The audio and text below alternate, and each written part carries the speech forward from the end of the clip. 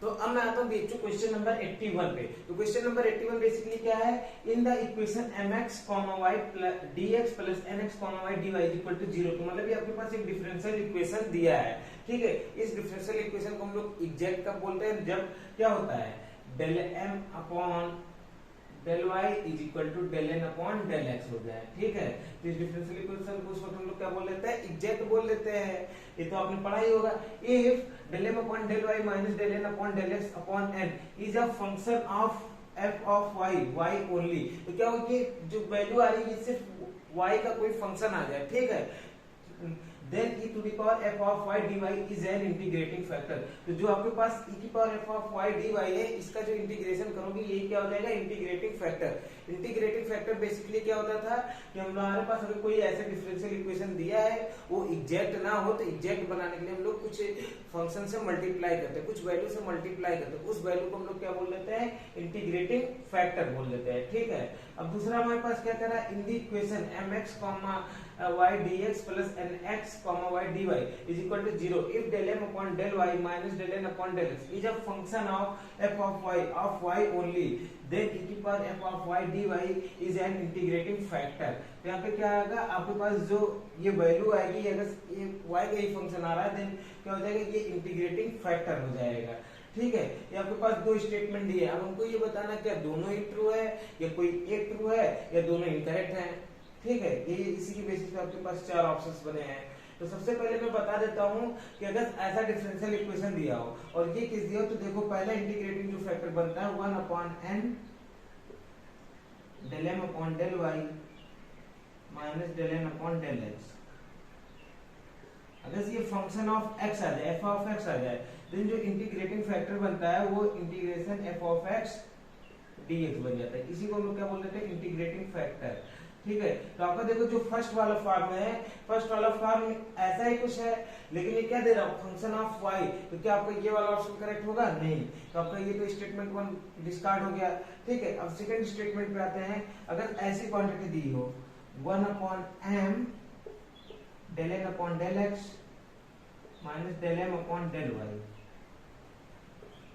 Is a function of y, ये y का function हो, देन इंटीग्रेटिंग फैक्टर जो होता है आपके पास होता है e की power integration f of y dy, ये चीज आपके पास आता है। This is called integrating factor, इसी को हम लोग इंटीग्रेटिंग फैक्टर बोल देते हैं। बट यहाँ पे क्वेश्चन में आप देखोगे ये देखो अपोजिट दिया है, पहले my को दिया फिर माइनस nx को दिया, मतलब del m upon del y minus del n upon del x। तो अगर यही चीज माइनस साइन के साथ आता, क्योंकि आप माइनस साइन लोगे तो आपके पास यही चीज कुछ बचेगा f ऑफ y, और उसके आगे माइनस साइन आप लगा देते हो, देन वो क्या हो जाएगा, आपके पास इंटीग्रेटिंग फैक्टर हो जाता है। या उसी को क्या बोलते हैं, या यही जो आपके पास इंटीग्रेटिंग फैक्टर है, इसी के सामने माइनस लगता तो शायद हो जाता, ठीक। तो आपका ये वाला ऑप्शन क्या हो रहा है, अभी ये भी आपका करेक्ट नहीं हो रहा है, दोनों आपके पास क्या हो रहे हैं, डिस्कार्ड हो रहे हैं। तो आपका कौन सा ऑप्शन करेक्ट होगा, देखो पहला कहने का both statement 1 and statement 2 are correct, तो ये तो फॉल्स हो गया। Both statement 1 and statement 2 are correct, incorrect, तो ठीक है ना, दोनों ही आपके इनकरेक्ट है कि नहीं है, ठीक। मेरे ख्याल से आपको ये समझ में आ गया होगा। थर्ड आपके पास क्या, statement 1 correct but statement 2 is incorrect, ये आपका रॉन्ग हो गया। फोर्थ आपके पास क्या, statement 1 is correct but statement 2 is sorry, यहाँ पे ऐसा कुछ रहा होगा, statement 1 is incorrect and statement 2 is correct, ऐसे ही चार ऑप्शन आपके बने होंगे, तो आपका ये भी रॉन्ग हो गया। तो आपका क्या है, दोनों के दोनों स्टेटमेंट इनकरेक्ट है, तो आपका ऑप्शन नंबर 2 करेक्ट हो गया। और ऑप्शन 2 का मतलब आपके पास कैसे दिया रहा है, A1 B2 C3 D4, तो आपका कौन सा करेक्ट होगा, B2। तो मेरे ख्याल से आपको ये चीज समझ में आ गया होगा। मैं आता हूँ नेक्स्ट क्वेश्चन, क्वेश्चन नंबर 79 पे। तो क्वेश्चन नंबर 79 क्या है, the particular integral of differential equation. आपके पास देखो ये डिफरेंशियल इक्वेशन दिया है 2d2y by dx2 minus dy by dx minus 3y is equal to 5 e to the power 3/2x। ये आपके पास एक डिफरेंशियल इक्वेशन दिया है, ठीक है। इसका पार्टिकुलर इंटीग्रल इज गिवन है, तो कैसे दिया है आपके पास, ये देखो आपके पास डिफरेंशियल इक्वेशन के 4 सॉल्यूशंस दिए हैं, ठीक है। तो इसमें पार्टिकुलर इंटीग्रल हमको बताना है। तो आप देखोगे डिफरेंशियल इक्वेशन कैसा डिफरेंशियल इक्वेशन है, linear differential equation with constant coefficient, ठीक। तो पार्टिकुलर इंटीग्रल अगर आपको यहाँ पे निकालना है, यहाँ पे देखो जो आपके पास ये कैपिटल एक्स दिया है ये स्मॉल एक्स रहना चाहिए, यहाँ पे भी दिया तो मैंने स्मॉल एक्स बना दिया, तो इस चीज को आप ध्यान रखिएगा, ठीक। क्योंकि ये एक्स और ये एक्स दोनों डिफरेंट नहीं सेम है, ठीक। तो अब क्वेश्चन को देखो, सॉल्व करने से पहले आपको एक फार्मूला बता देता हूँ। f of D Y is equal to E की पावर ए एक्स, ऐसा कुछ आपके पास अगर डिफरेंशियल इक्वेशन दिया है, ठीक है, देन पार्टिकुलर इंटीग्रल अगर आपको निकालना है तो क्या हो जाएगा 1 upon F of D E to the power A X, और इसकी वैल्यू क्या आती है 1 upon F of A E to the power A X. यहाँ पे एक कंडीशन प्रोवाइड रहेगी such that F of A not equal to 0। अगर F of A equal to 0 हो जाएगा देन वैल्यू क्या आपके पास सॉल्यूशन आपके पास क्या कहते हैं सॉल्यूशन एग्जिस्ट नहीं कर पाएगा, ठीक है। तो F of A not equal to 0, और अगर ऐसा कुछ हो जाता है F of A is equal to 0, F of D हो गया e की पावर a x, ऐसा कुछ है, और f of a equal to 0 हो जा रहा है, ठीक है। If f of a is equal to 0 हो रहा है, ठीक, तो आप इस जो आपके पास यहाँ पे फैक्टर है आप इसको कुछ ऐसे लिख लोगे 1 अपॉन डी माइनस ए की पावर आर टाइप का, मतलब कि जितने भी ऑर्डर का जीरोज होगा a, ठीक है, तो उसकी पावर आर करके यहाँ पे आएगा, और आपके पास एक न्यू फंक्शन आ जाएगा फाई ऑफ डी, मतलब क्या होगा यहाँ such that phi of A not equal to 0, phi of A 0 के इक्वल नहीं है, ठीक। तो जब आप इसका सॉल्यूशन लिखोगे तो क्या हो जाएगा x to the power r upon r factorial into, और यहाँ पे e की पावर ax रहने दोगे तो यहाँ पे क्या हो जाएगा ये चीज आ गया इनटू e की power ax upon phi of a, ठीक है। तो मेरे ख्याल से आपको इतना समझ में आ गया होगा। तो आपको अगर ऐसे क्वेश्चंस आ रहे हैं अगर 0 वाले देन क्या करना है x to the power r upon r factorial e की power ax upon phi of a। अब मैं आता हूं इस क्वेश्चन के सॉल्यूशन पे। तो पार्टिकुलर इंटीग्रल निकालना है तो बेसिकली आपको पहले क्या करना होगा, इसको d का जो है इसको आप मतलब जल्दी इक्वेशन बनाओ या f ऑफ d के फॉर्म में बना दो। f ऑफ d के फॉर्म में बनाओगे तो क्या हो जाएगा 2d square minus d minus 3 whole of y is equal to 5 e to the power 3/2x, ये हो गया, ठीक है। अब पार्टिकुलर इंटीग्रल निकालना है तो pi निकालना है, pi इज इक्वल टू क्या आ जाएगा 5 into e to the power 3/2x upon ये जो क्वांटिटी आपके पास है 2d square minus d minus 3, ठीक है। अब देखो आप क्या करो, मैंने क्या बोला था if f of a not equal to 0 then आपके पास सिंपली यही सॉल्यूशन हो जाएगा, और अगर ये 0 इक्वल होता देन आपको इस फॉर्म में बनाना है, ठीक है। तो चलो हम f ऑफ a निकालते हैं, मतलब क्या हो जाएगा f ऑफ यहाँ पे 3/2 है ना तो 3/2 निकालने का काम करते हैं, तो क्या हो जाएगा 2 into 3/2 का स्क्वायर माइनस 3/2 माइनस 3।